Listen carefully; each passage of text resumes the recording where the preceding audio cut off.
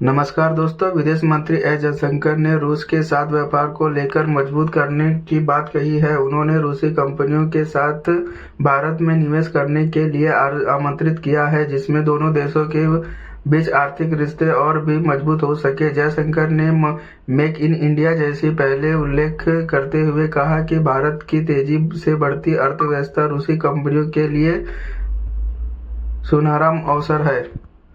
America ने भारत पर 50% tariff का बोझ डाल दिया है, लेकिन भारत ने ट्रंप प्रशासन के आगे हार नहीं मानी है। इस बीच विदेश मंत्री एस जयशंकर ने रूस के साथ व्यापार को और मजबूत करने की आज्ञात किया है। उन्होंने रूसी कंपनियों से भारत के साथ और गहराई से जुड़ने की अपील की है, ताकि दोनों देशों के बीच आर्थिक रिश्ते उन्हीं ऊंचाइयों को छू सके।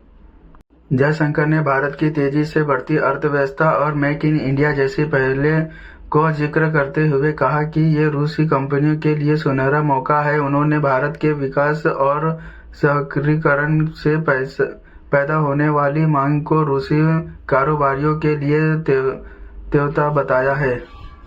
जयशंकर ने कहा, $4 ट्रिलियन से ज्यादा की जीडीपी वाला भारत, जो 7% की रफ्तार से बढ़ रहा है, उसे भरोसेमंद स्रोतों के संसाधनों की जरूरत है। कुछ मामले में जरूरी सामान जैसे उत्कर्ष रसायन और मशीनरी की आपूर्ति हो सकती है, और भारत का तेजी से बढ़ता दुनियावार दावा उन कंपनियों के लिए कारोबारी मौके देता है जिनको अपने देश में अच्छा रिकॉर्ड है।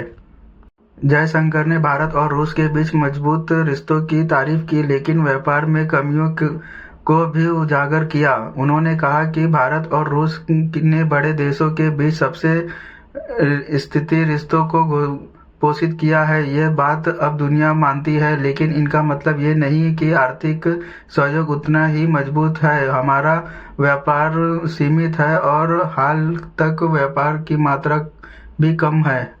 विदेश मंत्री ने कहा कि हाल के वर्षों में व्यापार बढ़ा है, लेकिन व्यापार घाटा भी बढ़ा है। अब हमें व्यापार को विविध और संतुलित करने के लिए और जोरदार कोशिश करनी होगी। ये न केवल ऊंचे व्यापारिक लक्ष्यों के लिए जरूरी है, बल्कि मौजूदा स्तर को बनाए रखने के लिए भी जरूरी है।